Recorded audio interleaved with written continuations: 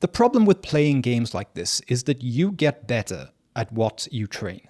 If you train yourself to be able to handle insecurely attached women, you are going to be someone who is not really ready for a relationship with the kind of woman who is suitable for having a family with.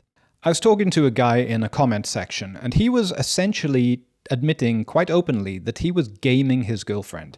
He knew that his girlfriend was of avoidant attachment, and so in order to not make her run away, he had to just breadcrumb his affection to her.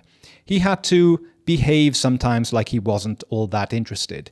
He had to let her know that there were other girls that he was spending time with, just in order to keep her interested. And he was absolutely convinced that this is what you had to do. Probably because, like many men, he had a lot of experience of trying to just open his heart and be completely himself with women and ending up getting dumped or used just because he's going in with love to women who are not open to receive that. And this is really common because only 25% of people are actually securely attached. The other 75% are a mixture of avoidant, anxious, and essentially a disorganized mix of both.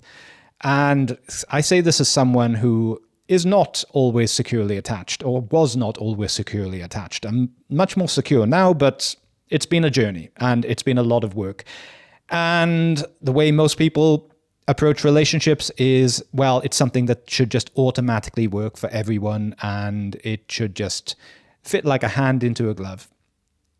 But in reality, no, that's not how it works. It's hard work. It's a case of other people triggering things in you that make you want to run away or make you frustrated. Even in the best relationships, these things happen. The problem with playing games like this is that you get better at what you train. If you train yourself to be able to handle insecurely attached women, you are going to be someone who is not really ready for a relationship with the kind of woman who is suitable for having a family with. Remember, 25% of people are securely attached. Most of those securely attached people are in relationships and don't get out of them easily. And so this is kind of why most people think the dating market sucks, because most of the people who are out there single effectively are not able to easily get into relationships. Everyone has their own issues. Half of the people or more are not honest about those issues. And so what's left after like the early 20s tends to be people who have their own work to do, let's say. By the way, that's not to say that you should despair. There are still good people out there, but it's kind of like looking for a needle in a haystack. Anyway, I was talking to one of my friends who was coaching pickup at the same time that I was, and he noticed that when he is more genuine, when his tone is not so stable, like he's saying the same thing to the same girls like 30 times in a single day, he notices that his connections are better with women. In pickup, you tend to use the same approach with many girls simply because you don't know which ones like you. And it can be that you have to approach 30 girls to get 5 numbers, which result in 2 dates, one of which might actually go somewhere. And, you know, the guys into this, some of them are looking for girlfriends, some of them are looking for just sex, but the approach is the same.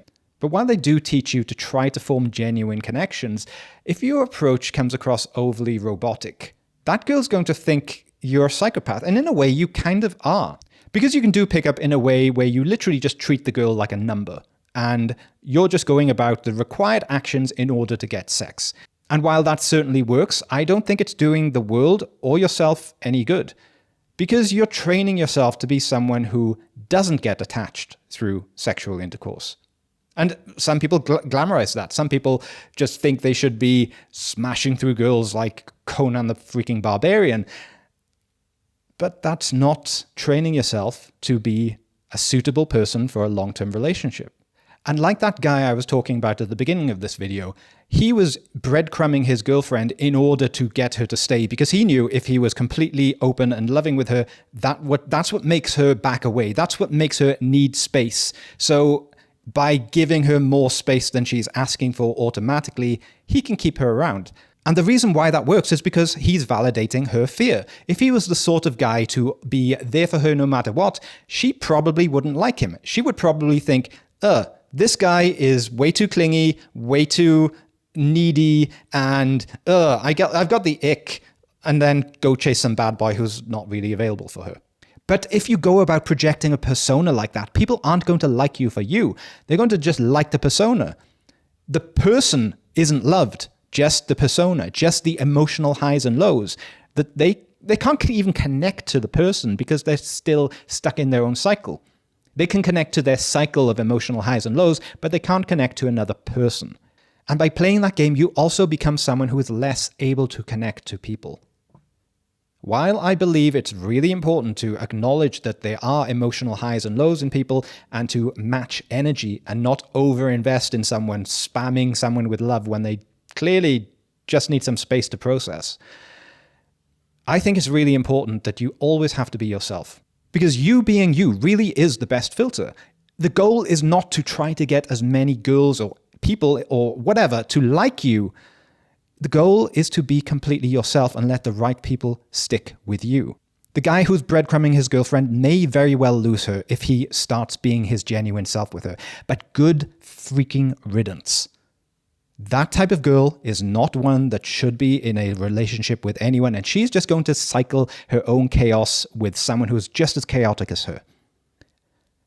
Don't ruin yourself to play the games of people who are already ruined. I've played with the dark triad traits myself, and I made videos about this again. It's really not worth it. Yes, you might be able to find ways in which you are too clingy or codependent, but that is not the only thing you can do to address these things. And by getting addicted to playing a game, by getting addicted to putting a mask on that is not really you, you are just as fake as the person that you are moving away from. The opposite of one fake can also be another fake. So I encourage you, whatever games you think you have to play, you really don't have to. And while this will result in having less girls, because most people, and therefore most women, are not securely attached and have their own issues, the connections you do make will be of a lot better quality and will be a lot better for your own life and psychology and future. Anyway, I hope this is helpful for someone. Thank you very much for listening.